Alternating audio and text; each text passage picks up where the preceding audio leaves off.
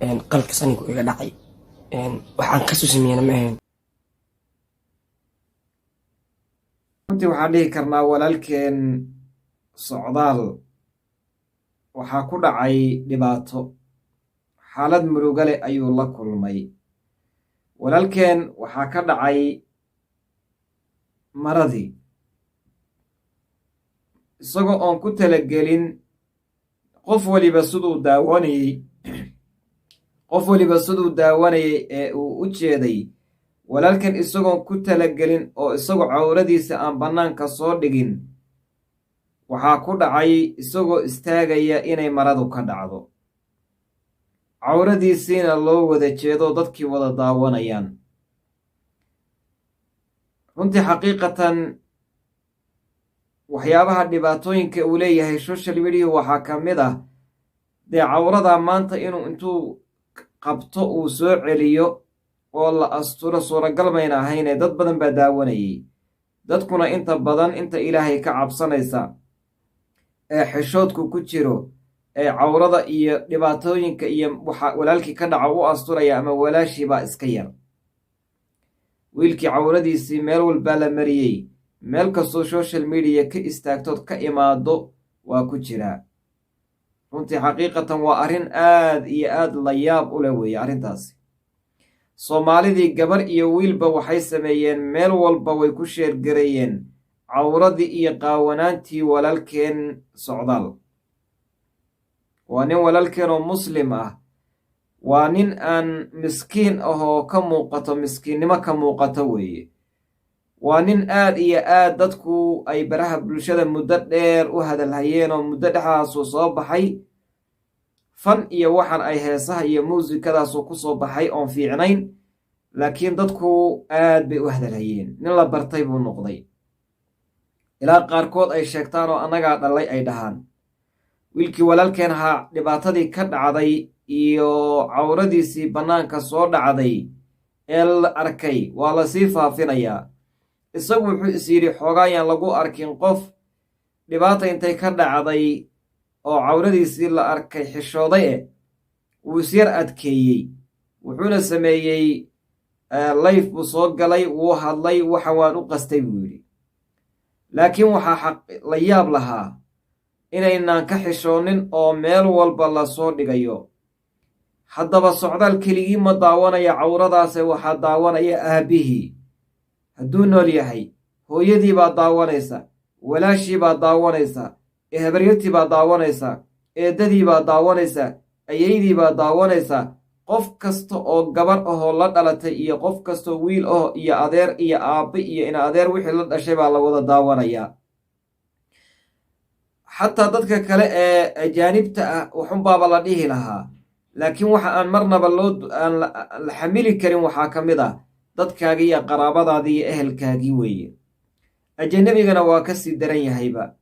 wiilkii waxay noqotay qof kasta oo social media wax samaynaya inuu u soo qaato thumbnail iyo wax lamida intuu u soo qaato inuu cawradiisii bannaanka soo dhigo oo la joojin waayo. hadday noqoto tiktok, hadday noqoto youtube, hadday noqoto facebook, meel walba wuu yaacayaa. instagram iyo snapchat iyo kuwaana hadalkood baddaa. dumarkiibaa isu diraya, raggiibaa isu diraya. wiilkii wuu hadlay isagoo oohin iyo ilmaba ka muuqato ayuu hadlay. bal ila dhegayso. wuxuu ka codsanayaa ummadda soomaaliyeed runtii wax uuna u qastin baa ka dhacay oo cawradiisa inay ku qaawanto ama ay ku faydanto meel social media una taxakumi karin una qaban karin.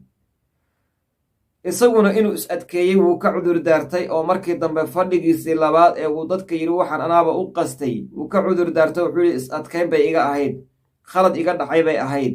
walaalayaalow khaladkii iga dhacay ummadda soomaaliyeed waan ka raaligelinayaa. wuxuu aad uga cabtay, uu ka ooyey, uu ka ilmeeyey. ruux walibana uu ka ilmayn lahaa. cawradiisa maalin walba iyo habeen walba noqotay wax meel walba lasoo dhigayo, meel walba lagu hadalhayo, meel walba lasoo dhigayo. haddana ilmi oohin iyo ilin iyo waxaa ka muuqatay ninka qalbijo fara badan ayaa ka muuqata. walaalkeen dhibaatadaasi hadday ku dhacday, maxaa inala gudboon? isagiina uu hadda cabaaday. waxaa inala gudboon hadduu cabaado iyo hadduuna cabaadinba walaalkeen cawradiisa inaynaan sii gudbin, inaynaan sii faafinin. dembi iyo ismi weeye, waa xadgudub walaalkeen inaynu cawradiisa sii faafinno, waana dembi ilaahay kaala xisaabtami subxaanahu wa tacaala. li'anna xubinkiisa taranka iyo cawradiisa qof loo ogol yahay inuu arko oon xaaskiisii iyo qofta xalaasha u aan ahayn ma jiro. haddayba ka dhacday oo social media waa qof bini aadamahe, kullu bnu aadam khataa wa khayru lkhataa'iina tawaabuun, wuuna ka toobad keenaye. inkastoyba marka horeba khata uuga dhacdayoo aan ilaahay subxaanahu wa tacaala waxa khata ama nisyaanka ama qasad la-aanta ku dhaca uuna ilaahayba u qabanin qofka, laakiin innagu waan ku dembaabaynaa oo waxaan ugu dembaabaynaa faafinta iyo soo bandhigidda. waxaynu soo gelaynaa haddaynaan joojinin arrinka kuwii uu nebigu yidhi sala allahu calayh wasalam, mid kastoo ina aadam ah dembiga ka dhaca waa la dhaafaa ila almujaahiriin, kuwa xumaanta la jahra mooyaane. kuwaasina waa kuwa xumaanta intay ilaahay ama ayaga ka dhacday ama qof kale ka dhacday ay og yihiin oo ilaahay u qariyey bannaanka soo dhigaya. waxaa la mid noqonaya haddii xumaan dhacday aad rabto inaad soo celceliso. midda kale ilaahay ceebahagu asturaya sidii nebigu noo sheegay sala allahu calayhi wasalam. haddii ceebta walaalka aad asturto, ilaahay ceebahaaga ayuu aakhariya adduunba asturayaa. marka ceebta walaalkeen dhib waaba la waday oo meel walba waa la dhigay runtii waxaan dhihi lahaa halkaa lagu joojiyo. waxaa ka horreeyey gabadhii kuwiin canab ayaa ka horraysay ayadana, oo ayadana sidaasoo kale muddo loo haystay.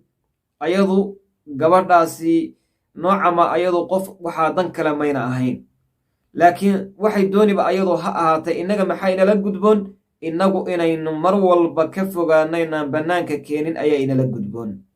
aynu qarinno waxyaabaha saasoo kale ah, aynu joojinno waxyaabaha saasoo kale inaynu soo gudbinno. waan u naseexaynaynaa uu ooyayey markuu raaligelinta bixinayey, markuu qiiraysnaa, markuu ka murugaysnaa, markaa soo qaado. waa lagu daawan biidni illaahi alkariim, ila daawasho unbaad rabtaaye, laakiin ha keenin xubinkii taranka oo qaawan, ha keenin walaalow. mar dambana ayaan la samaynin. kuwo waxaan arkayey runtii ka naseexaynaya walaalkaa dhibka lagu hayo, haddana maca daalika thumbnailkii ay soo dhigeen meesha wuxuu ahaa ninkii oo qaawona cawradiisii qaawanta inay soo dhigaan. maxay noqonaysaa? laa tanhaa can khuluqin wa ta'tiya midlahu caarun calayka idaa facalta cadiima. xumaan dadka ha ka reebin oo ha ka nahyiin oo iska daaya ha dhihin, adiguna aad la imanaysood keenayso. ka daaya baad dadkii ku leedahay, haddana thumbnail ahaan baad usoo qaadanaysaa, usoo saaranaysaa. lama ogola arrinka noocaasa. walaalayaal aan joojinno xumaanta iyo macsidayaynaan isugu kaalmaynina, aynu isugu kaalmayno khayrka. ka inaga khaldama aan qabanno. waxyaabaha dhallinyaradu waxyaabo badan oo maaragtay entertainmentii oo fara badan oo la wadaagi baa jirta, laakiin waxyaabaha dhan waxay tahay qofka cawradiisa inaynu ka dhigno ciyaar iyo wax fiyuus lagu raadsada aan ka dhigno. waa arrin aad u foolxun, waa arrin dhaqan bi'is ah. inta aad aragteenee tiktok ku jirta iyo inta youtube ku jirta iyo inta facebook ku jirta ean soomaali ahaynba waynagu ceebaynayaan arrinka noocaas ah. ilaahayna subxaanahu wa tacaala dembi baan agtiisa ka gelaynaa, oo wax dembi laga gala agtiisana ilaahay baa u weyn subxaanahu wa tacaala. marka aan ka joojinno codsiga walaalkeenna aan samayno.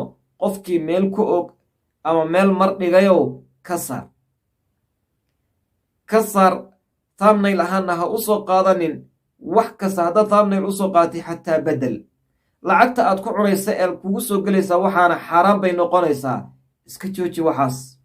walaalka hadduu codsadayo hadduuna codsaninba waajib ku saaran bay ahayd. hadduu codsaday uu kugu hor ooyeyna qiiro yeelo oo waxaad noqotaa qof walaalka ka danqada dhibaatooyinkiisa iyo culaysyada uu dareemayo. waxaan halkaa idinku soo gebagabaynayaa walaalayaalow aynu is-ilaalinno. social mediahu waxa weeye waa mindi laba af leh. social mediahu wax badan buu khaldayaa, wax badanna waa lagu saxaa. inta lagu saxayana waxaa ka badan inta lagu khaldayo. dhallinyaroy aynu is-ilaalinno waxa khaladaadka ah ee cawrooyinkeenna ah, gabdhi iyo wiilalba aan qarsanno. taleefannadan lagaa qaadi karo waxba ha gelinin, cawradaadiiyo adoo qaawan ha gelinin. adigaaba is arkee maxaad uga baahan tahay? qof kaloo ajnabi ana cawradaadiiyo jidhkaaga qaawanidiisaba ha u dirin. ninkaagi iyo reerkaagiiyo haddaad wax la wadaagtana ninkaagu kollaba ma ogolaanaye, haddaad la wadaagtana runtii iska bixi. lianna hadda taleefanku canug yaroo dashaba intuu qaado shargaray karoo wixii diri kara. sidii gabar maalin dhoweed hadlaysa oo kale ay lahayd, video aanan u qastin oo taleefanka igu jiray bay carruurta iyo waxbaa gacanta ku dhuftay, mise ayadaa si khaldan gacanta igaga dhacday bay tiri. markaasuu social mediyihii iyo tiktokiibuu galay. ha laga saara bay amre ee dadka ka codsanaysay. laakiin waxaan ku leeyahay, waxaa la dhahaa alwiqaayatu khayrun min alcilaaj. inaad marka hore wixii ka hor tagto oo iska ilaaliso ayaa daaweynta dambe iyo wixii in la dabargooyo laga saaro ayaa ka khayr badan. marka hore aan ku dadaalno inaan aynu ka hor tagno daaweynta si aynu uga badbaadno. shukran, jazaakum allahu khayran. ilaahay ha idin barakeeyo. khayrka aan isu kaalmaysanno.